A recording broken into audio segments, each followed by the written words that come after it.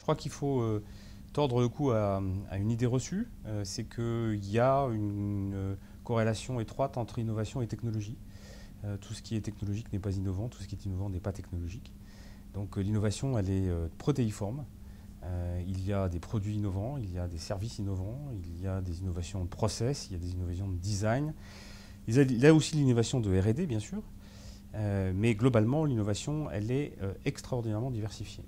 Il faut vraiment avoir en tête que dans n'importe quel type d'organisation, dans n'importe quel type de métier, dans n'importe quel type de marché, on peut innover. Et je vais essayer de vous raconter quelques histoires d'innovation qui vont vous montrer que, au fond, c'est possible. Il y a une chose qu'il faut avoir en tête quand on essaie de définir ce que c'est que l'innovation, c'est qu'il y a plusieurs stades, plusieurs intensités d'innovation, notamment ce qu'on appelle l'innovation radicale contre l'innovation incrémentale. La plupart des organisations, quand elles font l'innovation incrémentale. C'est-à-dire qu'on change quelques petites choses, plus ou moins cosmétiques, vis-à-vis des clients qui sont identiques et des produits ou des services qui sont quasiment identiques. Ce qu'il faut savoir, c'est que les gens qui pratiquent de l'innovation radicale, c'est en général 20% des entreprises, mais qu'elles assurent 80% des profits. Autrement dit, plus on va faire de l'innovation radicale, plus on va avoir de chances d'augmenter ses profits. Alors ça, c'est facile à dire, c'est beaucoup moins facile à faire. Et on terminera cet entretien peut-être par les raisons qui font que finalement les clients adorent l'innovation, ils aiment bien tout ce qui est nouveau, mais ils détestent changer leurs habitudes. Ce qui fait que l'innovation radicale est la plus risquée. Donc, les différentes formes d'innovation, elles tournent autour, comme je l'ai dit, du process, c'est-à-dire de la façon de fabriquer des produits ou des services, du design, c'est-à-dire du look et de l'ergonomie des produits et des services qu'on peut livrer. Elle tourne autour aussi du business model, c'est-à-dire comment finalement on gère les flux financiers avec le client. Et ça, je pense que c'est quelque chose qui est évidemment au cœur de l'activité de la Caisse des dépôts. Et puis, elle peut, bien sûr, je dirais, faire partie de la politique d'une grande structure comme l'est la Caisse des dépôts. Alors, on peut prendre un exemple qui est très loin de la Caisse des dépôts, qui est celui d'Apple. Apple est une très grande entreprise, grande par le talent, grande par la taille, par le nombre de collaborateurs, par le chiffre d'affaires. Apple aujourd'hui fait 28% de résultats nets, là où la plupart de ses concurrents ont du mal à faire 3 ou 4%, c'est-à-dire les constructeurs informatiques. Un autre chiffre, Apple fait à peu près le tiers du chiffre d'affaires des smartphones dans le monde, mais fait 70% des profits. Donc là encore, on est dans une entreprise qui a réussi à innover de façon très spectaculaire, en permanence, depuis des années, notamment depuis que Steve Jobs est revenu au pouvoir. Ce qui donne tout de suite une idée d'un des éléments essentiels pour faire de l'innovation, c'est l'engagement, l'implication des dirigeants.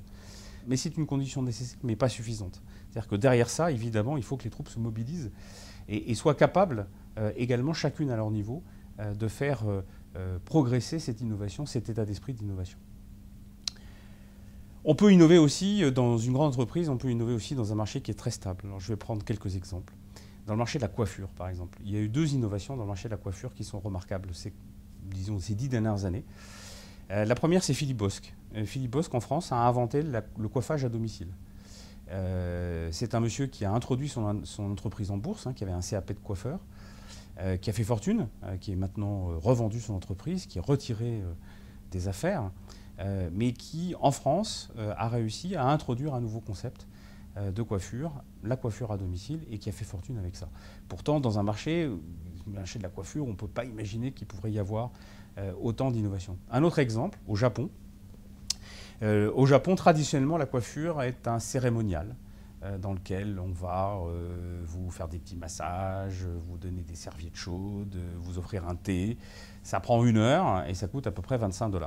Et puis il y a une entreprise qui s'appelle QB House qui un jour s'est dit mais au fond, cette façon de coiffer les gens, elle est parfaite pour un certain type de consommateurs, mais aujourd'hui, il y a de plus en plus de jeunes consommateurs pour lesquels ce cérémonial est finalement pesant, il est lourd, il est cher, il prend du temps.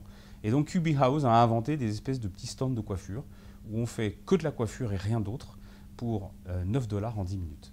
Et QB House a commencé à inonder. Alors peut-être que vous le voyez un peu en Europe et en France notamment, il commence à y avoir des corners dans certains centres commerciaux de ce type de stand de coiffage finalement plus ou moins éphémère, dans lequel on a réussi à proposer un service entièrement nouveau complètement dépouillé, mais là encore, dans un secteur dans lequel il y avait finalement peu de croissance, on arrive à montrer que l'innovation est capable de générer énormément de valeur.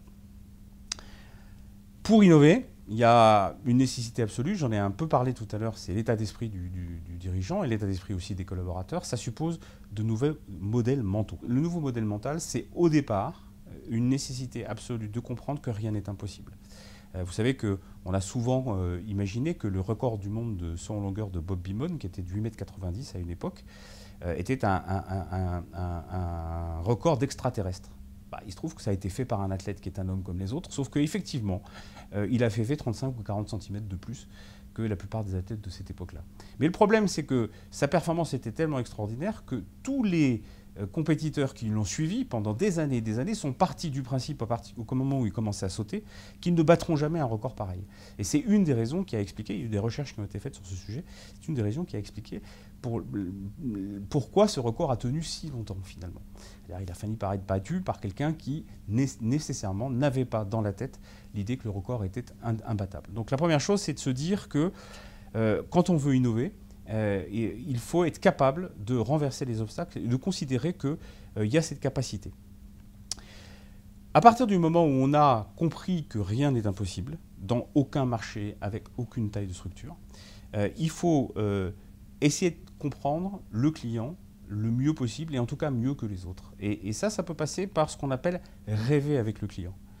La deuxième chose, c'est qu'une fois qu'on a compris tout ça, il faut être capable de sacrifier les vaches sacrées d'un métier. Alors ça, c'est très compliqué, parce que tous les métiers fonctionnent en fonction d'une certaine croyance, certaines habitudes bien ancrées, qui parfois ont été intéressantes pendant un temps, mais qu'il est nécessaire, en tout cas, de remettre en question de façon parfois radicale.